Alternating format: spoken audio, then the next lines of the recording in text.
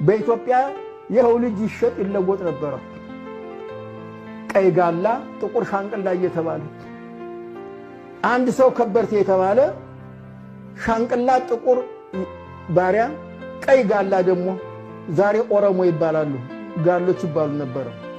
ቀይ ጋላ ጥቁር ሻንቅላ ያን ያዘ ነው ልጁነን የሚያገባ ልጅነህ ስጠይ ብሎ ሲሄድ ባሪያ ትገዛላታለህ? ቀይ ጋላ ጥቁር ሻንቅላ በቀራል ሰጠ ጠረይሽ ገዝቶ አምጥቶ ነው የሚሄደው ያለ ቁጭ ብላ እጇን ጉርሽጥ እየሞቀች በቀይ ጋላ በጥቁር ሻንቅላ ነው የምታድጋለች። በዚህ ምክንያት የባሪያ ንግድ አለ። ብዙ ነበር እንደዚህ እኔ ባይኔ አይቻለሁ፣ ያደኩበት ታሪክ ነው። ዛሬው ሁሉ የኢትዮጵያ ታሪክ ያንገፈግፈኛል ሳስበው። ደግሞ ምን ነበር አገዛዝ ያቺ ባሪያ ደግሞ ወንድ ባሪያ አለ እያረሰ እሷ እየፈጨች ይገረፉ ነበር። መንደረኛው ተሰብስቦ ባሪያ የማይገርፍ ደግሞ ይሄ አገዛዝ አውቅም ይደበድቧቸዋል፣ ያስሯቸዋል። ህጉ ነው። እየሰራ ነው አልሰራም ያለ ይሽ እየፈጨች እየጋገረች የታዘዘችውን እያደረገች ቦሩ ውስጥ የተወሰነ ቀን አለ። ዛሬ እገሌ ባሪያ የሚገርፍ ነው፣ ዛሬ እገሌ የገሊት ባሪያ ትገረፋለች።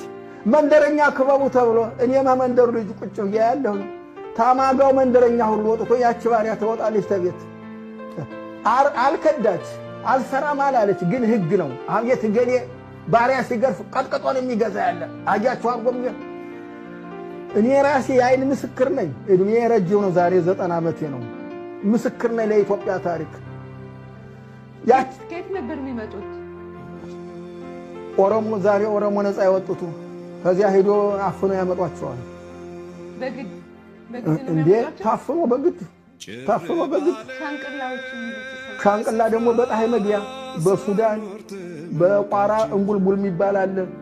አሁን ጉሙዝ የሚባሉት ቤንሻንጉል የሚባሉት እነሱ ጥቁር ሻንቅላ የሚመጣበት ቦታ ነው።